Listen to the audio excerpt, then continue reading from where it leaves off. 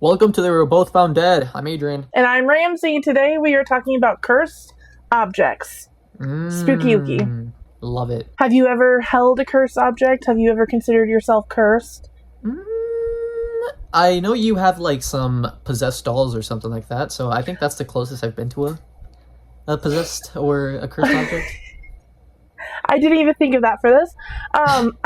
They're in storage right now, but I have these dolls and I love my dolls and they're porcelain dolls. I have a few of them, but the one in question, I went to an antique store with Adrian and his boyfriend, and the employees, they were talking about this creepy doll that they got, and it freaked them out and they think it's haunted and they didn't like this doll. So I was like, hey, can I buy that doll? Because I really want a haunted doll. Like a chill haunted doll. Not like a kill your family haunted doll, but like a chill, you can hang out here haunted doll, you know what I mean? Like a roommate.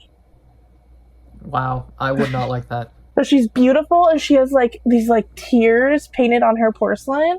And I told her when we brought her home that she was welcome and to be chill and all was good, and to let us know she doesn't like anything. And nothing ever happened for months and months and months. And then we got a lizard. His name is Drogon, and he is beautiful. And he's a white spotted gecko, and he's a rescue. And we put his cage by her, and she would constantly move and turn and look at him. And I love that for her. So I do think she's haunted, and I think that she is. Until lizards, I guess. I don't know.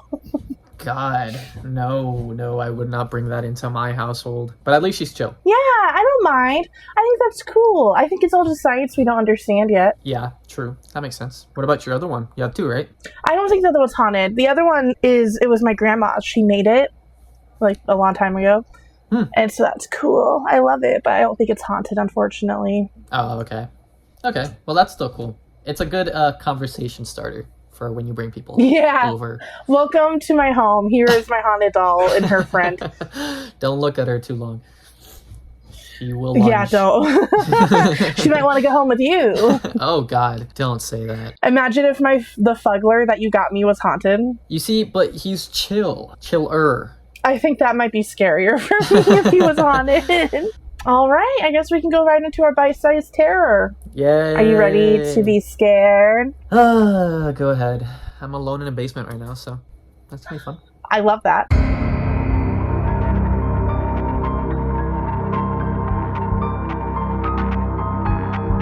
Olga of Kiev is what I'm talking about today for our bite-sized terror.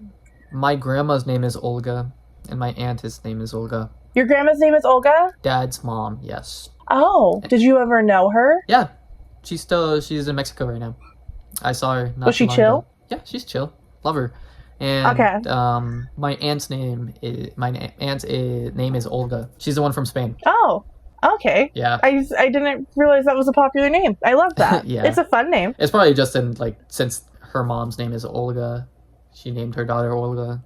Type situation. Yeah, Junior. That makes sense. Yeah. Olga of Kiev was not chill. In the 10th century, after her husband, Prince Igor, was brutally murdered by the Drevlians, they made a fatal mistake. They sent messengers to Olga, suggesting she marry their prince and forget the blood they spilled. According to the chronicles, Olga welcomed them and then had them buried alive. Oh, I've heard of this. I think I've heard about this. Oh, really? Yeah. Well, like she was like a badass. She wasn't, well... Yeah, I think because it was a long time ago, she was a badass. Yeah, I mean, I think if she existed now, I'd be like, she's a villain. The next set, she burned alive in a bathhouse. God. That's a lot. Yeah. Then, at the funeral feast for her husband, she let the Drevlians drink until they could barely stand, and then ordered her soldiers to slaughter them where they sat. Thousands were gone in that moment. Oh, okay. I didn't know about that stuff. Jeez. That's pretty intense. And then when Olga finally laid siege to the Drevlian city of Iskoristan, she offered peace at a price so small it actually did feel like mercy. 3 pigeons and 3 sparrows from every home. The people handed them over relieved, and then that night, Olga's soldiers tied smoldering sulfur to each bird and set them free. The birds flew home to their nests under the rooftops, and then the city ignited from within. Fire fell from the sky, and it was their homes that burned them alive. Wow. Not only is she sadistic, she's also really smart. Yeah, that is yeah, I think that's a good way to describe her. Sadistically 'cause intelligent. Who thinks about stuff like that? Put your mind to something else. That's like Art of War shit right there. Yeah. Years later, she did convert to Christianity. She was baptized, and eventually she was canonized as a saint. Saint Olga, equal to the apostles. A woman remembered both for her ruthless but mythic vengeance and for her holiness, I guess.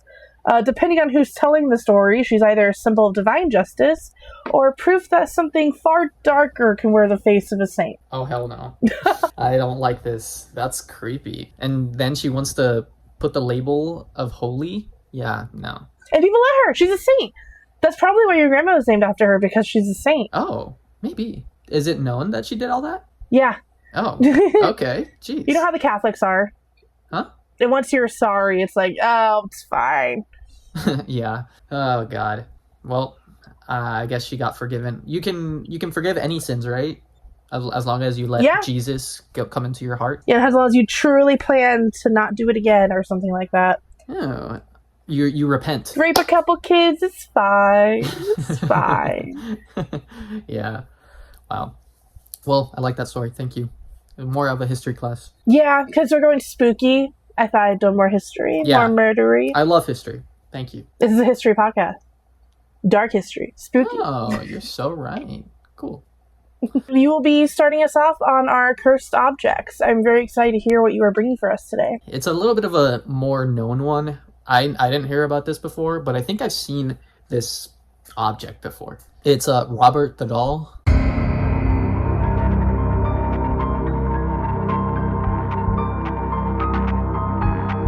Yes, he is an icon. Yeah. Everybody knows him, right? I feel like everybody that like... Yeah, but people might not know the details. Oh, okay. Do you know the details? I've watched a few things on him. Oh. It's been a long time. Creepy doll is displayed today in Key West, Florida, inside the 4th East Martello Museum. At first glance, it looks like an ordinary museum piece. A child-sized figure in a faded sailor suit sitting upright in a glass case. Him being child-sized really freaks me out. I know, it's like life-size, which is crazy. Have you ever seen those timeout dolls? No. Well, what are those? It's like child-sized dolls, but you lean them against walls, and they're like, I don't know, they like do timeout with their arms, and they're like leaning against the wall. Oh, creepy. No. Yeah, no. You know, my sister used to have a life-size Chucky's Bride doll. And she would scare my cousins with it. She would like hide it in the bathroom, like life size, and they would go that in is and hilarious. Like, in a dark bathroom, and they would scream and stuff. That's kind of crazy, but yeah. That's iconic, is what that is. I love that. I love Chucky. The Chucky's Bride movie is one of my favorite movies. I like Tiffany. I'm not a big fan of the guy himself. Oh yeah, no, Tiffany's the better one. I agree. That's why I like that one. They had a good chemistry in that one. Yeah. Let's hook up Tiffany and Robert. Ooh, I don't know. Tiffany might be too much. A match made in hell. Yeah, I think Chucky is good for her. Alright, so nothing about it is visually remarkable on its own, but it's a very scary story. Very scary piece. The doll originally belonged to Robert Eugene Otto in the early 1900s. According to the historical accounts, it was given to him as a child by a household servant. From that point on, the doll was no longer treated like a toy. Otto reportedly named it Robert, kept it with him constantly, and spoke to it as if it was alive. Okay. Which, concerning, yeah, but that's not super unusual, you know? Children talk to their toys all the time. It's like imaginary friend type situation. Little buddy. Yeah. Did you talk to your toys? I had imaginary friends. I had an imaginary dude that I did adventures with, and then we had an imaginary dog named Nightwolf. Didn't you have actual dogs too? Yeah, but they do what they want to do. They're not good for completing adventures. Okay, sure. Great Danes are very lazy. Oh yeah, a Great Dane probably was like your same size. Children form attachments to objects all the time, so nothing crazy. Mm-hmm. But what people in the household described later is where the story starts to shift. There was a claim of a child's voice answering when no one was in the room. Laughter coming from empty spaces. Objects reportedly found moved without explanation. None of this is confirmed. But it exists only through accounts passed down over time, but it became the foundation of Robert's reputation. But yeah, people were saying they can hear him speak in rooms where nobody was in there. They said that it would respond to the child in a different voice, so they didn't know it's like. Cut so the cameras. Child, you know? Cut the cameras. That's too much. I'm done. No, yeah, I'm throwing that toy away. The child as well. Have you seen that clip where it's the little girl playing, and then she's like, they think it's her imaginary friend, but then it's like a grown-ass man that's playing with her? Rainbow one for Amanda. Who you playing with, sweetie? Amanda. Huh? Oh, who are you? I'm Amanda. I'm 6. And I love unicorns. Sexual predators are seeking kids online. No, what are you talking about? Oh. I'll send it to you after this. That sounds super creepy. It is! Something worse than a monster is a man. That's so true. Would you rather be stuck in the woods with a bear or a man? A bear. Always the bear. Always the bear. Today, the doll is known as Robert the Doll, and it sits behind glass in a quiet museum setting. There are no special effects, no dramatic lighting, just a display case in a normal room. So nothing crazy with it, just sitting there. And yet, visitors' reactions are strangely consistent. We should probably go see this doll at some point. I feel like it'd be scary, but... I mean... People don't usually describe seeing anything happen. Instead, they describe how it feels to stand in front of it. A sense of being observed that doesn't quite match the environment. A subtle pressure to keep looking at it, even when they try to look away. Some visitors say the room feels slightly off, like the atmosphere changes only when they focus on the doll. I hate that. Yeah, I kind of feel that with just an image of it. You get the vibes? Yeah, I get the vibes.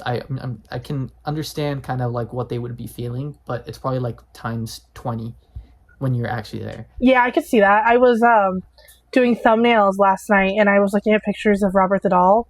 And I was, I got a little creeped out, I'm not gonna lie. I was like, this guy's kind of a little freaky little guy. There are also repeated claims involving photographs. Visitors have taken pictures of Robert and later said the images looked different from what they remembered. The expression seemed slightly altered, or the eyes appeared positioned differently. These effects can often be, changed because of lighting or something, or memory. But the fact that similar reports appear from unrelated visitors keeps the story circulating. Okay. One of the more persistent parts of the legend involves what happens after people leave. Over the years, the museum has received letters from visitors who believe they experienced a streak of bad luck following their encounter with Robert. The details vary, but the patterns are very similar. Small problems at first and larger disruptions in daily life. They have financial problems, accidents, or anything like that. It just feels oddly timed, Yeah. So most of the letters end the same way, with apologies directed at the doll, as if acknowledging it after the facts. Okay. Even among the speculators, there's something unusual about the consistency of the reports. Not because anything clearly happens, but because so many different visitors independently described similar feelings in the same place, and afterwards. Isn't that weird? Don't like that. Yeah, it might be just coincidence or something like that, or you feel like something's bad happened, but bad things always happen, so I don't know. So you blame it on that instead. I mean, on one hand, there's a very logical part of me that's like, it's just people doing that. People blame things on that. It's not actually cursed. It's just people wanting to be spooky. But on the other hand, I'm like, spooky. Who knows? Yeah, true. You don't know their life. Let's keep it that way. Yeah. Maybe something did happen. Maybe you don't fucking know their, maybe he's fucking hot. We need to keep the world whimsical. Yes. I agree. Over time, that has changed how people behave around the exhibit. Some visitors now ask permission before taking photos, even though nothing in the museum requires it. That's Others very hesitate respectful. to speak casually. Yeah, these are actual things, so maybe paying respect to it might be a good idea. Mm-hmm. Others hesitate to speak casually in front of the case or avoid joking about the doll entirely.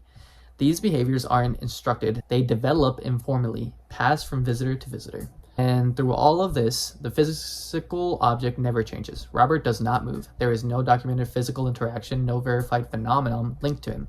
He remains exactly what he is, a preserved doll behind a glass. That's creepy. I don't like that. I didn't like any part of that. Yeah, I feel like it's even creepier just saying it like that. Like, it's just an object, you know? But why does it feel this way then? Objects have the power we give them. So by being scared of him, are we giving him more power to do things like that? Well, that was mine. I hope after seeing the image of Robert the doll, you guys feel the same pressure as all these other people did. I hope through these objects, beginning with Robert, we curse you. Oh. We're not trying to do that. I think that was a great first curse. So for the final cursed item for episode 1, I am doing the Busby Stoop Chair.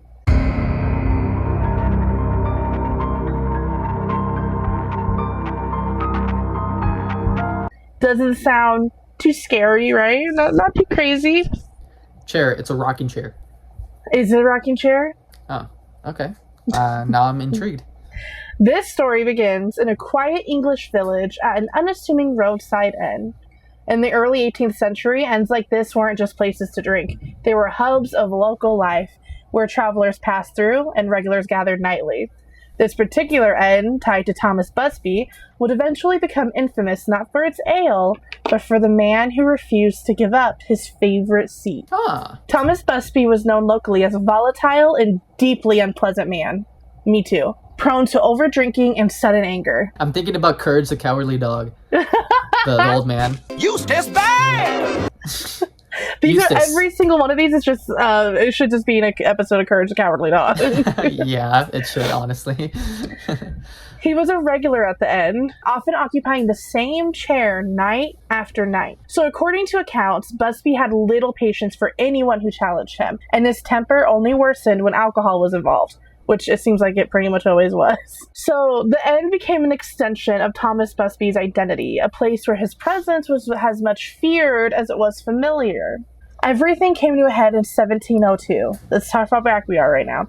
When Busby was accused of murdering his father-in-law after a heated dispute, reportedly connected to the inn itself. He was arrested, tried, and sentenced to death. Oh. Before his execution, Busby is said to have returned to the inn for one final drink, sitting once more in his chair. When he rose, he allegedly cursed it, declaring that anyone who dared sit in it would suffer a terrible fate. After Thomas Busby was executed, the chair remained in the inn, eventually becoming a dark curiosity. Over time, stories began to circulate that anyone who sat in what became known as the Busby Stoop Chair wouldn't live much longer. That's spooky. Oh. Yeah, so people do die after sitting on it? I don't know, do they? What are you talking about? You're telling me. Okay. Why is this such a mystery? Because mysteries are fun. One of the most often repeated early accounts comes from the 20th century, when a pair of Royal Air Force airmen allegedly visited the inn during World War II. Ignoring warnings, one of them sat in the chair before leaving for duty. According to local lore, he was killed when his aircraft crashed shortly afterward. The story spread quickly, reinforcing the idea that the curse didn't wait. Another commonly told incident involves two men who had been drinking at the inn and decided to test the legend. One reportedly sat in the chair as a joke, brushing off the warnings. Later that same day, while driving home, their car veered off the road and crashed, killing the man who had taken the seat. Variations of this story appear again and again over the years, with different names and different details, but always ending the same way. Someone sits, someone dies. Is it fast? Or does this happen like years later? Fast. Oh, that's another story. God. That's scary. Would you sit in the chair? No, dude. What are you talking about? Would you? I also would not sit in the chair. High school Ramsey would. She didn't really care if she lived or died. Wow. But I have cats, you know? I need to live. Yeah. You got people that depend on you. You got me. You're gonna be fine. Oh, how much better would this podcast be if it was just you and then like my side was just a Ouija board moving? That'd be great. That's a great idea, actually. I like that. One of us has to kill ourselves for the pod. By the 1960s and 70s, the chair's reputation had grown enough that even staff at the inn reportedly took it seriously. One account claims that a delivery driver who sat in the chair despite being warned was later killed in an accident on his route. Another tells of a local man who sat down after a few drinks and died not long after sudden, unexplained circumstances. Whether fully documented or not, these stories built a kind of collective belief around the object, turning it from a piece of furniture into something people actively avoided. Where is this chair for people to be sitting on it? The Busby Stoop Inn. That's a hotel? It's an inn, yeah. And it's like in the video game, an old tavern with drinks and places to sleep.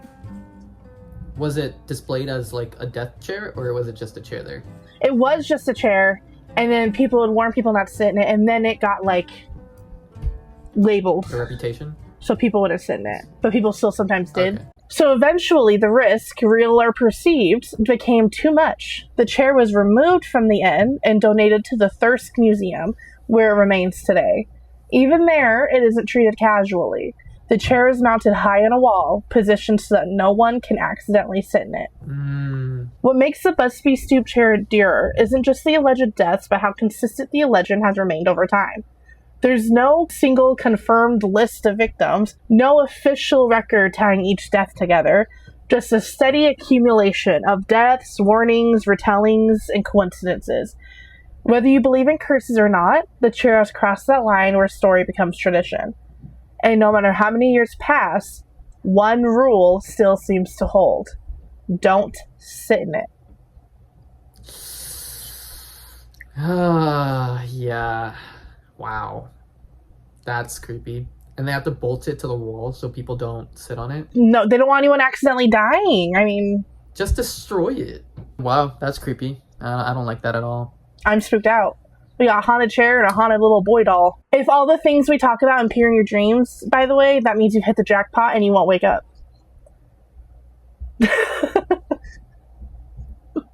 What are you talking about? Just letting y'all know. Okay, that's our giveaway. Death. That's creepy. Have you ever had oh yeah, you get like constant nightmares, don't you? I had a dream a couple weeks ago. We woke up and Cody was like, how'd you sleep? And I was like, I dreamt we were getting sex trafficked. And he was like, oh, do you want breakfast? I remember that one time you told me that you had like sleep paralysis and that you were trying to signal to Cody next to you that you were paralyzed with your eyes. Yep. Just blink because it's the only thing I can really move are my eyes. Whenever I think of sleep paralysis, I think about that. That's so hilarious. I'm glad I could do that. I've had sleep paralysis in a really long time. I had it once in the last few months, and then years before that is the last time I've had it. Thank God. I think I've only had it once. Yeah, I've only had it once. It was not the best experience, but it was alright. Did you hallucinate anything? I think I did. Where I was sleeping, there was like a passageway in front of me, so it kind of looked like something was in there. But that's scary. Could have been the eyes. Yeah, but it was the only time that's ever happened. And that was like 6 years ago, 7 years ago. 6, 7. There's the drug shop not too far from here that is where we go for our crack. And there's an edible cookie. And Cody had half of it while I was out of town. And he was like, I was so paranoid.